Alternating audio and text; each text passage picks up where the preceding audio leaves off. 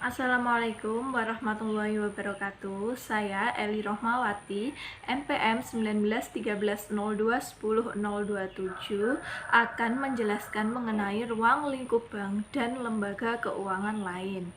Saya dari kelas 5A1 Manajemen. Yang akan saya jelaskan pertama kali mengenai pengertian bank. Bank merupakan perusahaan yang bergerak dalam bidang keuangan. Artinya, aktivitas perbankan selalu berkaitan dalam bidang keuangan. Sedangkan usaha perbankan meliputi 3 kegiatan. Yang pertama adalah kegiatan menghimpun dana, yaitu dengan mengumpulkan dana dari masyarakat dalam bentuk simpanan giro, tabungan, dan deposito.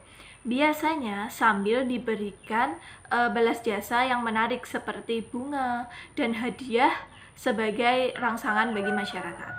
Lalu yang kedua ada kegiatan menyalurkan dana, yaitu dengan pemberian pinjaman kepada masyarakat, sedangkan jasa-jasa perbankan lainnya diberikan untuk mendukung kelancaran kegiatan utama tersebut. Selanjutnya ada tujuan jasa perbankan. Jasa bank sangat penting dalam pembangunan ekonomi suatu negara. Jasa perbankan pada umumnya terbagi atas 2 tujuan. Pertama, yaitu sebagai penyedia mekanisme dan alat pembayaran yang efisien bagi nasabah. Untuk itu, bank menyediakan uang tunai, tabungan, dan kartu kredit. Ini merupakan peran bank yang paling penting dalam kehidupan ekonomi. Tanpa adanya penyediaan alat pembayaran yang efisien ini, maka barang hanya dapat diperdagangkan dengan cara barter yang memakan waktu lama. Prinsip barter sendiri adalah prinsip di mana kita berdagang dengan menukarkan barang dengan barang yang lainnya sesuai dengan kebutuhan kita.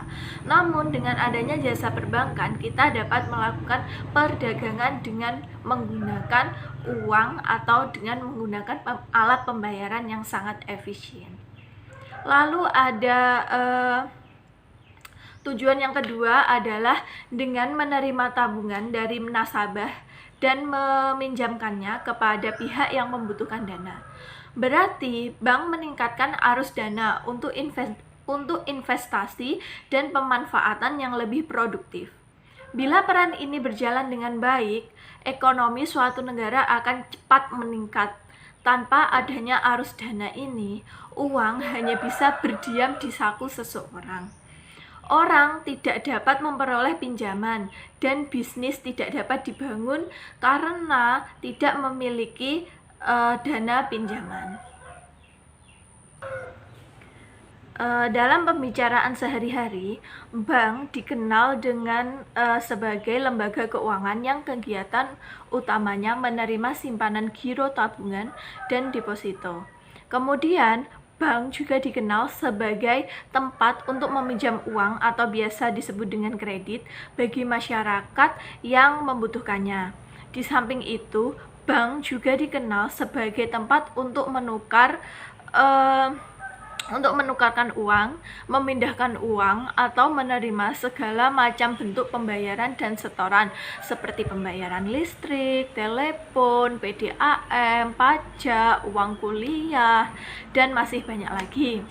Menurut Undang-Undang Republik Indonesia Nomor 10 tahun 1998 pada tanggal 10 November 1998 tentang perbankan, yang dimaksud dengan bank adalah badan usaha yang menghimpun dana dari masyarakat dalam bentuk simpanan dan menyalurkannya kepada masyarakat dalam bentuk kredit dan atau bentuk-bentuk lainnya. Itu menurut Undang-Undang RI Nomor 10 tahun 1998.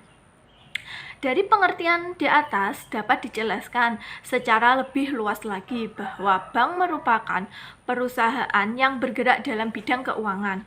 Artinya, segala aktivitas yang berada pada bank atau perbankan selalu berkaitan dalam bidang keuangan, sehingga berbicara mengenai bank tidak terlepas dari masalah keuangan. Lalu aktivitas perbankan yang pertama adalah menghimpun dana dari masyarakat luas yang dikenal dengan istilah dunia, yaitu perbankan adalah kegiatan funding. Pengertian penghimpunan dana maksudnya adalah mengumpulkan atau mencari dana dengan member dari masyarakat luas.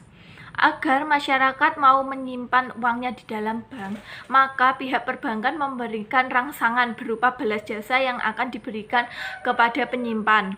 Balas jasa tersebut bisa berupa bunga, bagi hasil, hadiah, lalu pelayanan atau balas jasa lainnya yang dapat memicu keinginan masyarakat untuk menabung di bank pokoknya ya. Lalu setelah memperoleh dana dalam bentuk simpanan dari masyarakat, maka oleh perbankan dana tersebut diputarkan kembali atau dijual kembali kepada masyarakat dalam bentuk pinjaman atau lebih dikenal dengan istilah kredit atau lending. Keuntungan utama dari bisnis perbankan yang berdasarkan prinsip konvensional diperoleh dari selisih bunga simpanan yang diberikan kepada penyimpan atau masyarakat yang menyimpan uangnya dengan bunga pinjaman atau kredit. Jadi maksudnya adalah mengumpulkan atau mencari dana dengan member dari masyarakat luas. Agar masyarakat mau menyimpan uangnya di dalam bank, maka pihak bank akan memberikan suatu rangsangan berupa balas jasa yang akan diberikan kepada peminjam atau masyarakat yang telah menyimpan uangnya di bank. Rangsangan itu dapat berubah seperti apa? Seperti bunga, hadiah, lalu pelayanan, bagi hasil, atau balas jasa lainnya. Pokoknya segala sesuatu yang dapat memicu rangsangan atau keinginan seseorang agar dia mau menabung uangnya di bank. Setelah memperoleh dana dalam bentuk simpanan dari masyarakat, maka oleh bank atau perbankan dana tersebut akan diputar kembalikan atau dijual kembali kepada masyarakat berupa atau dalam bentuk pinjaman atau lebih dikenal dengan istilah kredit atau lending. Seperti itu. Keuntungan utama dari bisnis perbankan yang berdasarkan prinsip konvensional diperoleh dari selisih bunga simpanan yang diberikan kepada penyimpan dengan bunga pinjaman atau kredit yang disalurkan. Bagi bank yang berdasarkan prinsip syariah tidak mengenal istilah bunga, dalam memberikan jasa kepada penyimpan maupun peminjam, prinsip syariah yang diterapkan oleh bank syariah adalah sebagai berikut. Yang pertama, biasanya ada pembiayaan berdasarkan prinsip bagi hasil atau biasa disebut dengan mudharabah. Lalu ada pembiayaan berdasarkan prinsip penyertaan modal atau biasa disebut dengan musyarakah. Lalu ada prinsip jual beli barang dengan memperoleh keuntungan atau biasa disebut dengan murabahah. Lalu ada juga pembiayaan barang modal berdasarkan prinsip sewa murni tanpa pilihan atau biasa disebut dengan ijarah. Lalu ada juga pemindahan kepemilikan atas barang yang disewa dari pihak bank oleh kepada atau pihak lain, biasa disebut dengan ijarah wa iktina. Lalu ada jasa-jasa perbankan antara lain meliputi jasa pemindahan uang atau transfer, jasa penagihan atau inkaso, jasa clearing, terus ada juga jasa penjualan mata uang asing atau biasa disebut dengan falas. Lalu yang selanjutnya ada jasa safe deposit box, traveler checkway, bank card, ada bank draft, ada letter of credit atau biasa disebut dengan LC, atau bank garansi dan referensi bank. Lalu saya akan menjelaskan mengenai sejarah perbankan. Yang pertama yang akan saya jelaskan adalah mengenai asal mula kegiatan perbankan. Sejarah mencatat asal mula dikenalnya kegiatan perbankan adalah pada zaman kerajaan tempo dulu di daratan Eropa. Kemudian usaha perbankan ini berkembang lagi ke arah Asia Barat oleh para pedagang. Perbankan di Asia, Afrika, dan Amerika dibawa oleh bangsa Eropa pada saat melakukan penjajahan ke negara jajahannya baik di Asia, Afrika maupun benua Amerika. Kemudian kita telusuri dikenalnya dengan kegiatan perbankan dimulai dari jasa penukaran uang, sehingga dalam perjalanan sejarah kerajaan tempo dulu, mungkin penukaran uangnya dilakukan antara kerajaan yang satu dengan kerajaan yang lainnya. Kegiatan penukaran uang ini sekarang dikenal dengan valuta asing atau money changer. Jasa-jasa bank lainnya menyusul sesuai dengan perkembangan zaman dan kebutuhan masyarakat yang semakin beragam. Akibat dari kebutuhan masyarakat akan jasa keuangan semakin meningkat dan beragam, maka peranan dunia perbankan pun semakin dibutuhkan oleh seluruh lapisan masyarakat, baik yang berada di negara maju maupun negara berkembang. Bahkan dewasa ini perkembangan dunia perbankan semakin pesat dan sangat modern sekali. Perbankan semakin mendominasi perkembangan ekonomi dan bisnis suatu negara, bahkan aktivitas dan keberadaan perbankan sangat menentukan kemajuan suatu negara. Lalu sejarah perbankan. Usaha perbankan itu sendiri baru dimulai dari zaman Babilonia, kemudian dilanjutkan pada zaman Yunani kuno atau Romawi. Namun pada saat itu tugas bank hanyalah sebagai tempat tukar-menukar uang saja. Jadi tugasnya itu belum kompleks atau belum lengkap. Pada zaman dahulu hanya untuk tempat tukar-menukar uang saja, belum bisa melakukan uang transfer atau penjualan uang mata asing, itu belum bisa karena hanya dapat untuk menukarkan uang saja. Seiring dengan perkembangan perdagangan dunia, maka perkembangan perbankan pun semakin pesat karena perkembangan dunia perbankan tidak terlepas dari perkembangan perdagangan. Perkembangan perdagangan semula hanya berada di daratan Eropa, akhirnya menyebar ke arah Asia Barat. Bank-bank yang sudah terkenal pada saat itu di benua Eropa adalah Bank Venesia pada tahun 1171. 1171. Kemudian menyusul Bank of Genoa dan Bank of Barcelona pada tahun 1320. Sebaliknya, perkembangan perbankan di daratan Inggris baru dimulai pada abad ke-16. Namun karena Inggris yang begitu aktif mencari daerah perdagangan yang kemudian dijajah oleh Inggris, maka perkembangan perbankannya pun ikut dibawa ke dalam misi jajahannya tersebut. Sejarah perbankan di Indonesia tidak terlepas dari zaman penjajahan Hindia Belanda. Pada saat itu terdapat beberapa bank yang memegang peranan penting di Hindia Belanda.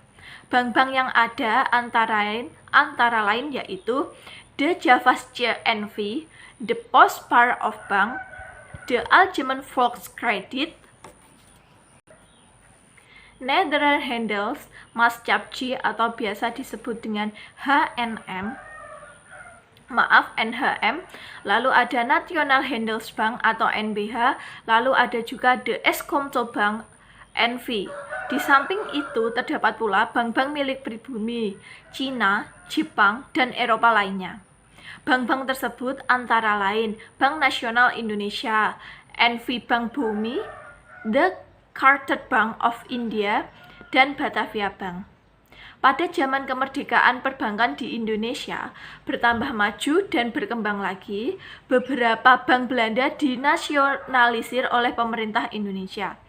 Bank-bank yang ada di zaman awal kemerdekaan antara lain Bank Negara Indonesia yang didirikan pada tanggal 5 Juli 1946, kemudian menjadi BNI 1946.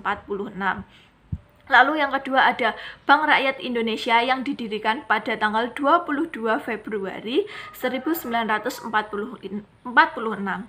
Bank ini berasal dari The Algemene Volkskrediet Bank atau Xiaomin Ginkgo.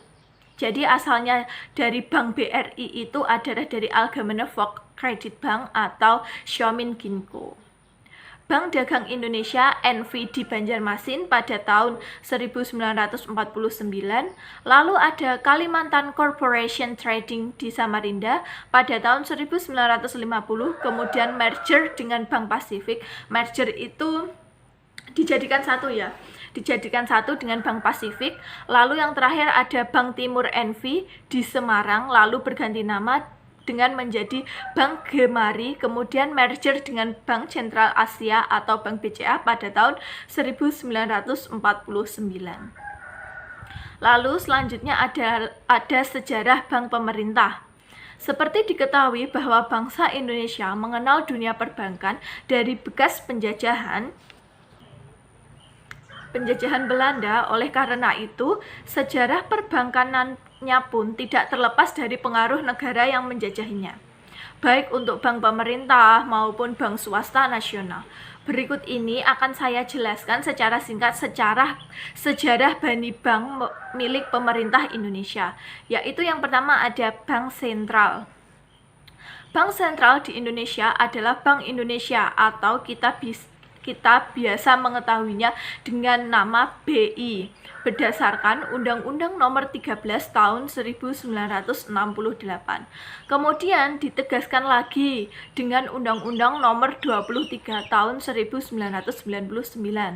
Bank ini sebenarnya berasal dari The Javasche Bank yang dinasionalisir pada tahun 1951. Lalu yang kedua ada Bank Rakyat Indonesia dan Bank Ekspor-Impor.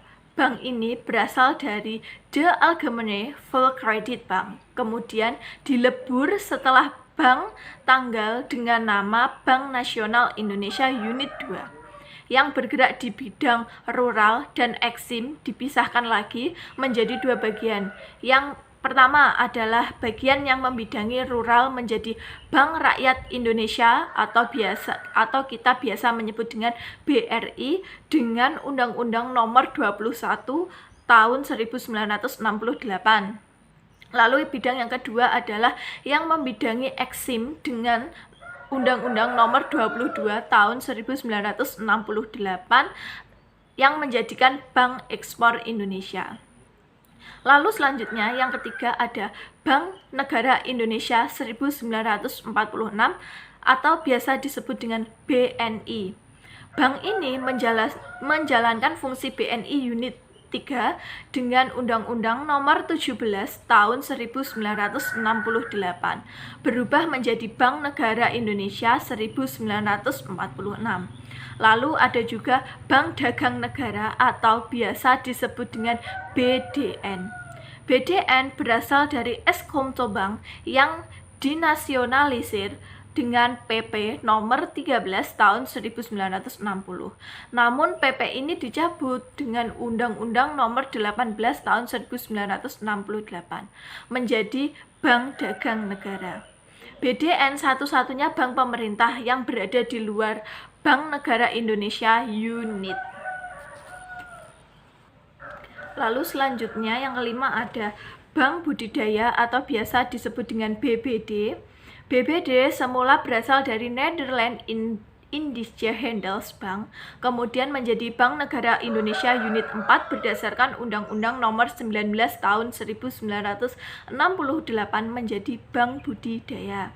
Lalu yang keenam ada Bank Pembangunan Indonesia atau biasa disebut dengan Bapindo.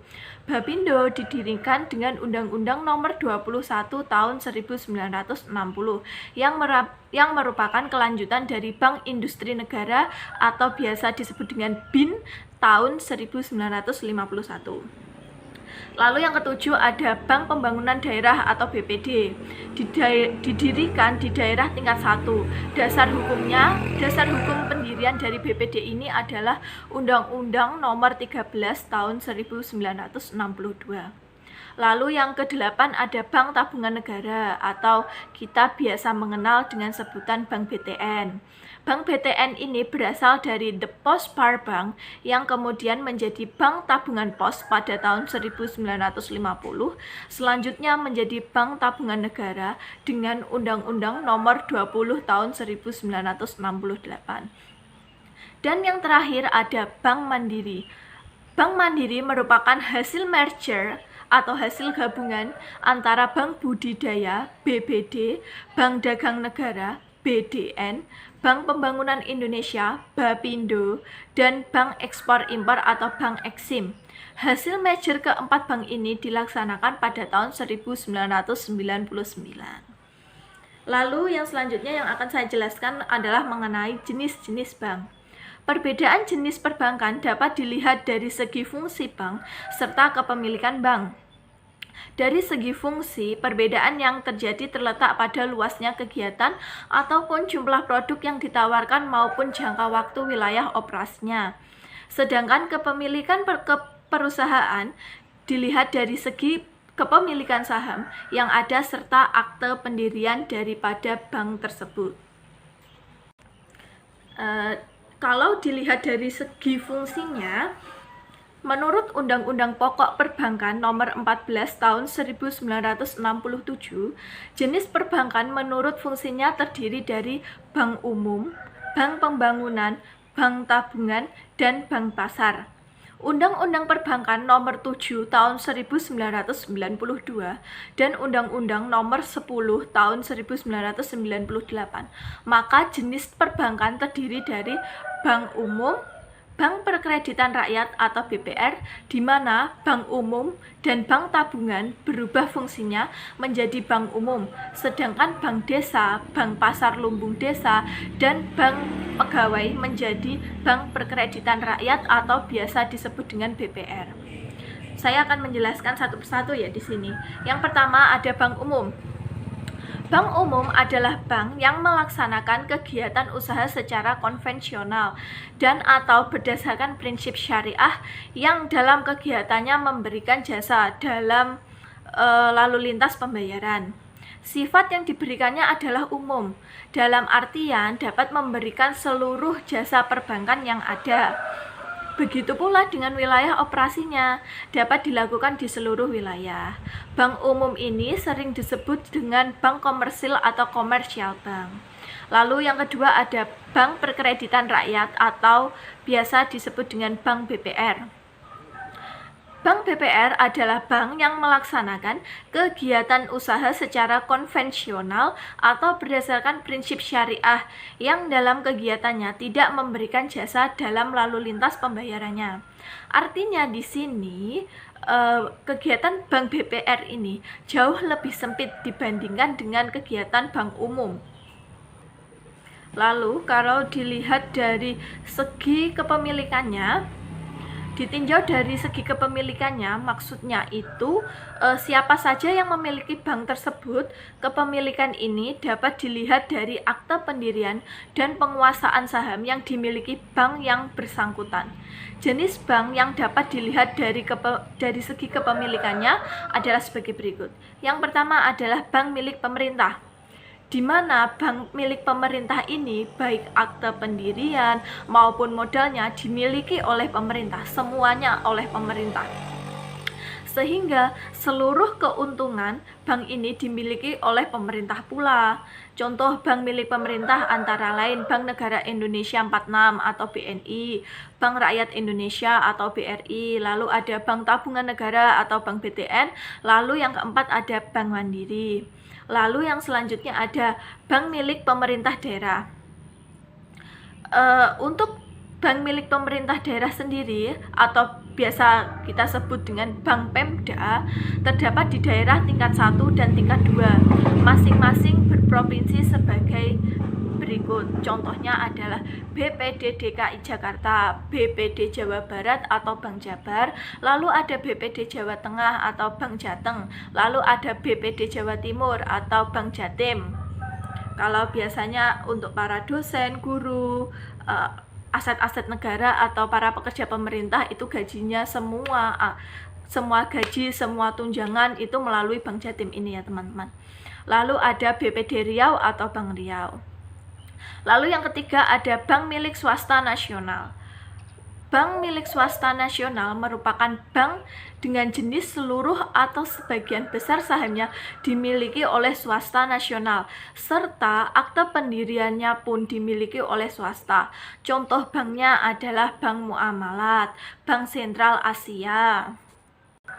Lalu ada Bank Mega dan Bank Danamon. Lalu yang keempat adalah bank milik koperasi.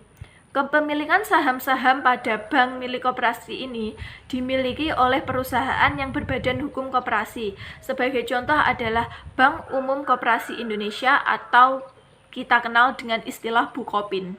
Lalu yang kelima adalah bank milik asing. Bank jenis ini merupakan cabang dari bank yang ada di luar negeri, baik milik swasta asing atau pemerintah asing.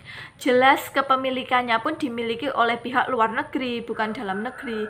Contoh bank asing antara lain adalah ABN AMRO Bank, ada Deutsche Bank, American Express Bank, HSBC Bank, dan bank milik campuran. Jadi ada 5 ya. Kepemilikan saham bank campuran dimiliki oleh pihak asing dan milik swasta nasional. Kepemilikan sahamnya pun secara mayoritas dipegang oleh warga negara Indonesia. Contoh bank campuran antara lain Sumito Niaga Bank, Bank Sakura Swadharma, lalu ada Mitsubishi Buana Bank, ada Paribas BBD Indonesia, dan Inkbank. Lalu yang ketiga, kita dapat melihat jenis bank dari segi statusnya. Status kemampuan bank melayani masyarakat itu dikelompokkan menjadi 2 macam, yaitu yang pertama adalah bank devisa. Bank devisa merupakan bank yang dapat melaksanakan transaksi ke luar negeri yang berhubungan dengan mata uang asing secara keseluruhan. Misalnya, transfer ke luar negeri, inkaso ke luar negeri, traveler checkway, terus ada juga pembukuan dan pembayaran letter of credit, dan transaksi-transaksi lainnya. Persyaratan untuk menjadi bank devisa ini ditentukan oleh Bank Indonesia atau Bank BI. Lalu yang kedua ada bank non-devisa. Bank non-devisa merupakan bank yang belum mempunyai izin untuk melaksanakan sebagai bank devisa, sehingga tidak dapat melakukan transaksi seperti halnya bank devisa. Jadi, bank non-devisa merupakan kebalikan daripada bank devisa, di mana transaksi yang dilakukan masih dalam batas-batas negara. Jadi, kalau bank devisa tadi bisa untuk melakukan aktivitas ke luar negara, sedangkan bank non-devisa itu belum bisa. Kegiatannya masih dalam lingkup dalam negeri saja. Lalu yang keempat adalah dilihat dari segi cara menentukan harga. Itu ada 2 jenis bank. Yang pertama adalah bank yang berdasarkan prinsip konvensional menetapkan bunga sebagai harga, baik untuk simpanan seperti giro, tabungan maupun deposito. Spread based yaitu penentuan harga tingkat suku bunga. Negatif spread yaitu suku bunga simpanan lebih tinggi daripada suku bunga pinjaman. Pengenaan biaya dengan istilah fee based. Lalu yang kedua ada bank yang berdasarkan prinsip syariah. Itu merupakan aturan perjanjian berdasarkan hukum Islam antara bank dengan pihak lain untuk menyimpan dana atau pembiayaan usaha atau kegiatan perbankan lainnya. Dalam menentukan harga atau mencari keuntungan bagi bank yang berdasarkan prinsip syariah sebagai berikut.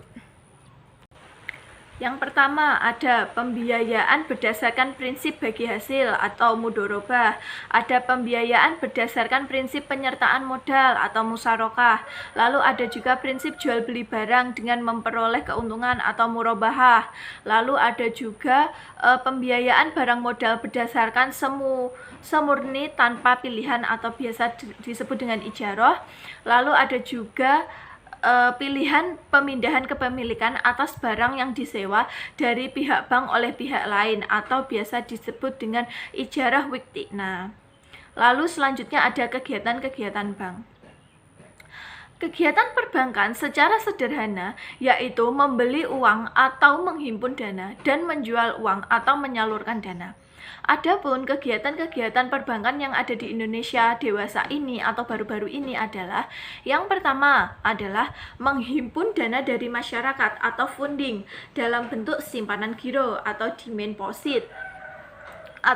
deposit, lalu ada juga simpanan tabungan atau biasa disebut dengan saving deposit, lalu ada juga simpanan deposito atau time deposit.